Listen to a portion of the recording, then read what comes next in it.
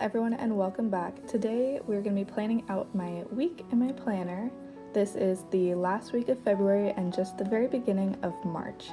I'm starting off like I always do, going through with my gray midliner highlighter, highlighting the days of the week as well as the week that we're on the calendar. This just helps give a really nice visual interest to the page and helps me see where we're at in the month. Next, I'm going through and highlighting my son's nap time. I am a work from home mom, and so my life revolves around his naps. And I always like to do this time blocking at the very beginning, and then I wiggle my day around this schedule.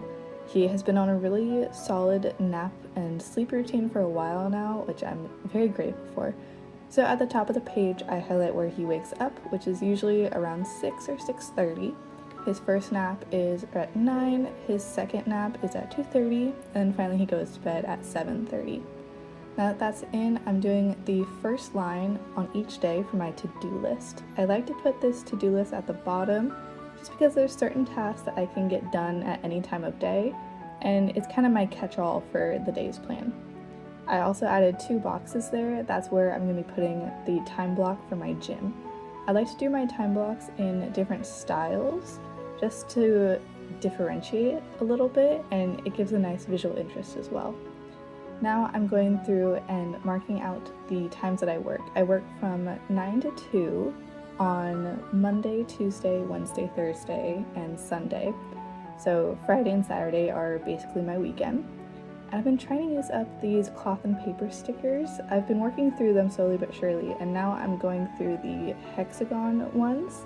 They're cute stickers. I just find I don't have much use for them, and I'd rather just use them up and make some space in my planner. So I use them to mark off where my workday starts, and then that long arrow just shows when I'll be online. Now that that's done, I'm going to go through and add in an appointment that I have, and that's my major basis for the week that I'm working around. Once again, I'm just adding in work is kind of repetitive, but I think it's nice to add that title, even though I know what I'm doing that time. Next, I'm checking my to-do list from the last week and carrying over anything that I missed. I had a very busy week last week, and I got to a lot of things, but there's always something new that I could get to. So the couple things I missed, I'm bringing over. The big thing I need to work on is getting ready for my son's birthday party. He is going to be turning 1 in March, and I've got some decor items that I want to make for him.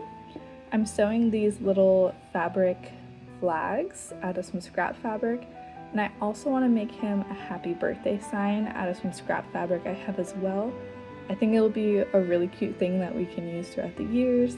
It's a nice upcycling project, and yeah, I just have to get to it before we get too close to the deadline.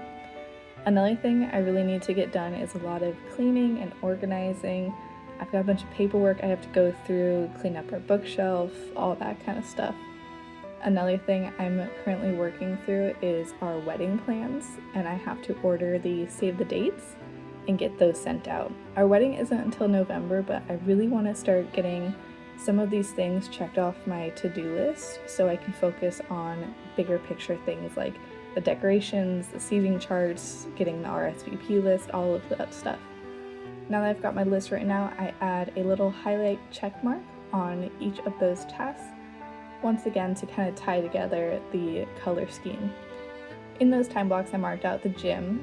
That is the time that we go to the gym and my son hangs out in daycare while my fiance and I go through our routine. It's also when I get a little bit of time to do my editing or journaling.